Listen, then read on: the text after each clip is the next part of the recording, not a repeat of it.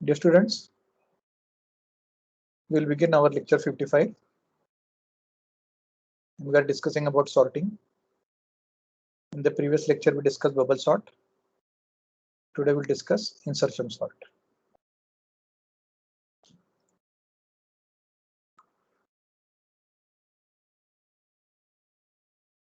Let us begin the explanation of this method with the help of an example. We assume we have n equal to 5. 5 numbers we have, and the number are 14, 12, 6, 19, and 10. So we have 5 numbers. We will have passes equal to n minus 1 equal to 4. So we will have 4 passes. So we have pass 1, pass 2, pass 3, and finally pass 4. Now this algorithm is a bit different from bubble sort. This algorithm assumes that initially you have a sorted list of one element, and then you are going to add element one by one to this list. So we'll assume that this is the input one after the other, and this is already sorted. So in pass 1 काय होतं, आपल्या यादीमध्ये 14 आहे. आता पुढचा element असणार आहे आपला 12. तर आपल्या अगोदरच्या यादीमध्ये हा 12 कोणत्या जागेला इन्सर्ट करायचा त्याच्यावर हा सगळा अल्गोरिदम काम करतो. जर हा 12 ह्या 14 पेक्षा मोठा असता, म्हणजे इथला एलिमेंट याच्यापेक्षा मोठा असता, तर त्याची जागा हीच राहिली असती. पण या केसमध्ये 12 हा लहान आहे 14 पेक्षा, पण याच्या अगोदर काहीच नाही. तर पहिल्या स्टेप मध्ये आपल्याकडे येईल 14 आणि पहिल्या स्टेप मध्ये काय होईल, 12 आपल्या जागेवर येईल, 12 फॉलोड बाय 14, आणि मग उर्वरित लिस्ट असेल 6, 19 आणि 10 ची. झाली पास 1. पास 2 मध्ये काय होतं की हे अज्युम होतं की आपल्या इकडची जी लिस्ट आहे ती सॉर्टेड आहे, आणि आपल्याला आता नवीन एलिमेंट इन्सर्ट करायचा आहे, त्याच्यामध्ये 6. हा जो 6 आहे हा 14 पेक्षा लहान आहे, याच्यामुळे हा याच जागेवर राहणार नाही, तो या लिस्टमध्ये इन्सर्ट व्हायला येऊनच जाईल.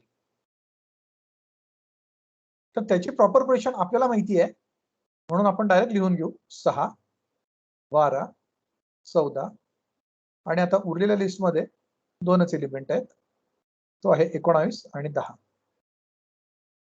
आता आपल्याला हवं तसं एक्झाम्पल आलंय. हा 19 जो आहे तो या 14 पेक्षा मोठा आहे, तर तो या 6, 12, 13 मध्ये कुठे इन्सर्ट नाही होणार, तो याला ऍड होईल. सो पुढच्या पास मध्ये आपलं जे उत्तर जाणार आहे ते असं जाईल, म्हणजे तिसऱ्या पास मध्ये 6, 12, 14, 19. सो पास 3 कंप्लीट झाली आपली. पास 4 मध्ये काय होईल, 10 कम्पेअर होईल 19शी. 10 लहान आहे, याचा अर्थ तो या यादीमध्ये कुठेतरी इन्सर्ट होणार आहे. तो 10 कम्पेअर होतो 19शी, 10 कम्पेअर होतो 14शी, 10 कम्पेअर होतो 12शी, 10 कम्पेअर होतो 6शी. ज्यावेळेस 6शी कम्पेअर होतो त्यावेळेस त्याच्या लक्षात येतं की तिची जागा 6 नंतर आहे, तर तो इथे इन्सर्ट होतो, आणि हे सगळे 12, 14 आणि 19 हे शिफ्ट होतात. सो पास 4 ला आपण पास 3 चा डेटा यूज करतो, आणि पास 4 चं उत्तर मिळत आहे. So if you see here, this example is sorted in 4 steps, 4 passes. Now we'll try to understand the code. There is one outer for loop which generates the value of I from 1 to n minus 1. n is 5, so 5 minus 1 is 4, so 1 to 4. Code मध्ये बघूया. I ची value 1 पासून लेस than n पर्यंत, n आपला 5 आहे, लेस than 5 म्हणजे 4. So इथे clear झालंय की I will produce value 1, 2, 3 and 4. जे आहे हे जे पास 1 आहे, 2 आहे, 3 आहे आणि 4 आहे, या व्हॅल्यूज फॉर लूप मधून प्रोड्यूस होतील. आपण पास 3 आणि पास 4 ह्या दोन व्हॅल्यू साठी अल्गोरिदम कसा वर्क होतो ते बघू. पास 3 आपल्याला बघायचं आहे, म्हणून आपल्याला पास 2 चं जे उत्तर आलेलं आहे ते लिहून घ्यावं लागेल. 6, 12, 14, 19, 10. 6, 12, 14 आणि 19, 10. आपण पास 3 ला बघतोय, तर आय ची व्हॅल्यू आपल्याकडे आहे 3. नंबर्स पास केलेले आहेत, n पास केलेला आहे, n ची व्हॅल्यू आपण इथे वापरली. Index of numbers of I, I किती 3 आहे, 0, 1, 2, 3. तर हा नंबर जो आहे एक नंबर्स ऑफ आय इंडेक्स नावाच्या व्हेरिएबल मध्ये आपण कॉपी करून घेऊ.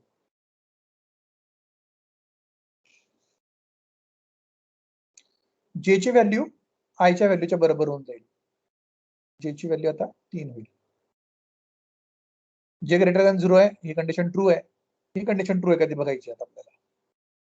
तर हा जो 19 आहे तो या 14 शी कंपेअर होईल. जे इज 3, 3 minus 1, 2. बघा हा 2 या एलिमेंटशी कंपेअर करायचा. नंबर्स ऑफ जे मायनस 1 म्हणजे नंबर्स ऑफ 2 तो आहे 14. तो ग्रेटर दॅन 19 आहे का ते बघितलं जाईल. इथं ट्रू झाली, पण ही कंडिशन फॉल्स झाली. फॉल्स झाल्यामुळे काय होईल, आतल्या लूप मध्ये तो जाणार नाही आणि तो या ठिकाणी येऊन जाईल. आणि नंबर्स ऑफ जे आणि इंडेक्स असाइन होतील. तर नंबर्स ऑफ जे म्हणजे नंबर ऑफ 3, नंबर ऑफ 3 ला हा इंडेक्स असाइन होऊन जाईल, म्हणजे 19 वरच जाईल. सो पुढच्या स्टेप मध्ये 6, 12, 14, 19 असं आपल्याला आन्सर मिळेल आणि हा 10 आपला बाकी आहे. So this will be the answer of pass 3. आता आपण हाच डेटा पुढच्या पासला पास करू. 6, 12, 14, 19, 6, 12, 14, 19 आणि शेवटी आपल्याकडे उरलेला आहे 10. 0, 1, 2, 3, 4. हा पुढचा पास आहे. So I will have the value 4.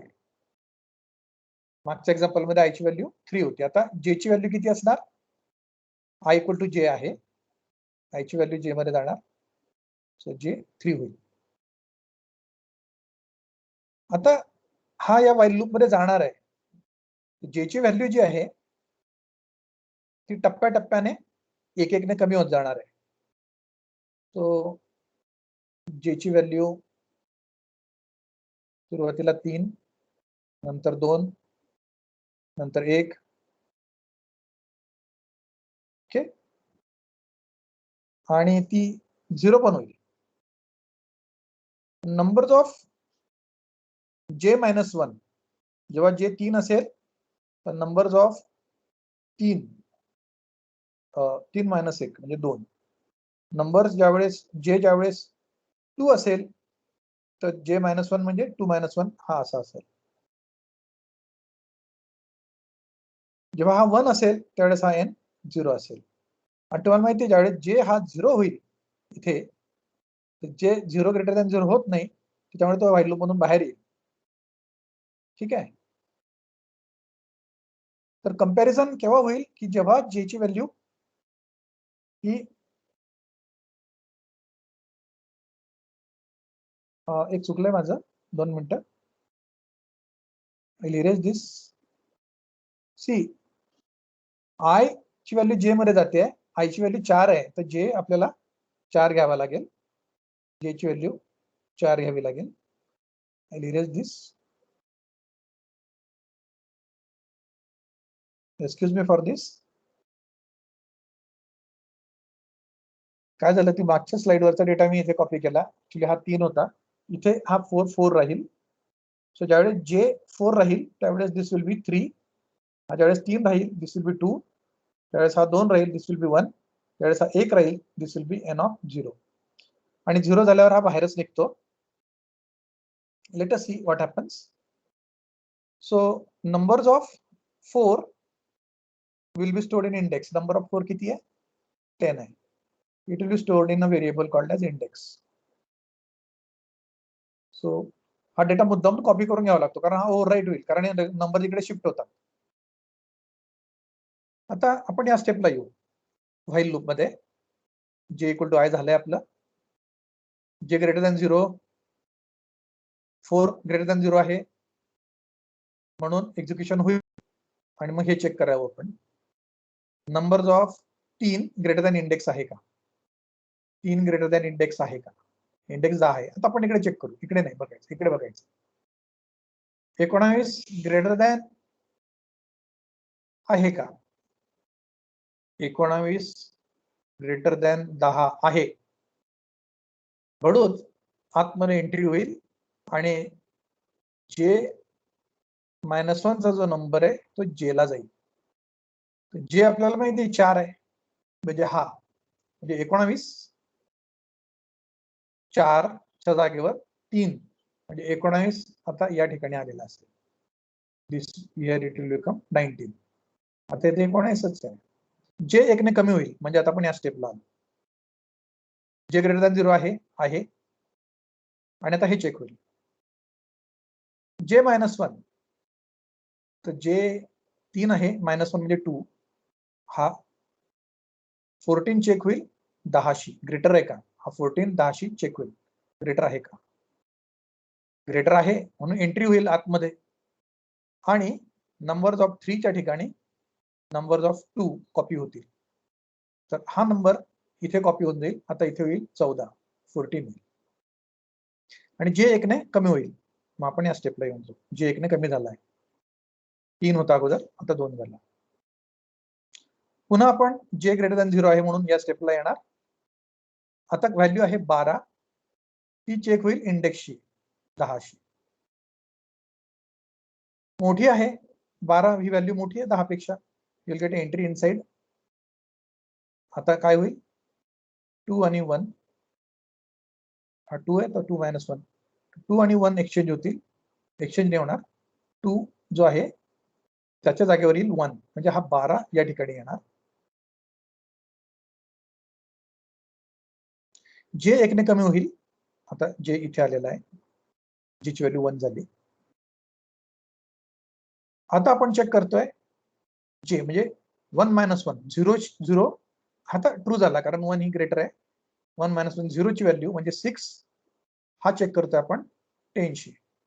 He condition false झाली म्हणून लूप मध्ये आत एंट्री करणार नाही, लूप मधून बाहेर येईल. नंबरची व्हॅल्यू 1 आहे. सो नंबर्स ऑफ जे, so numbers of 1 he proper जागा आहे आता या 10 साठी. इथे 10 येऊन जाईल, इथे 10 येईल. आता या सगळ्या व्हॅल्यूज मी पुन्हा लिहून घेतो. 0च्या ठिकाणी 6, 1च्या ठिकाणी 10, 2च्या ठिकाणी 12, 3च्या ठिकाणी 14 आणि 4च्या ठिकाणी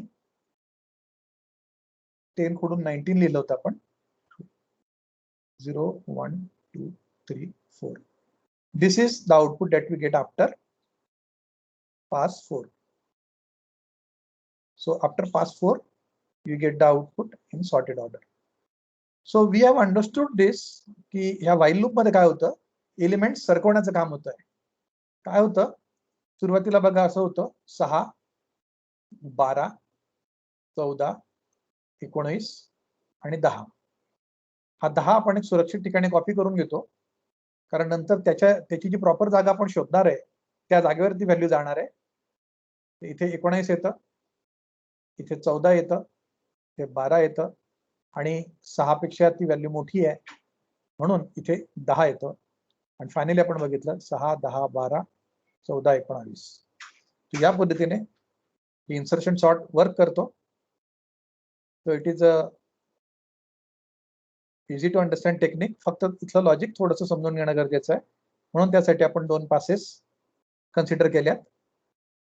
so listen to this video once again and we'll finish the lecture here. Thank you. If you have any queries, you may please ask me.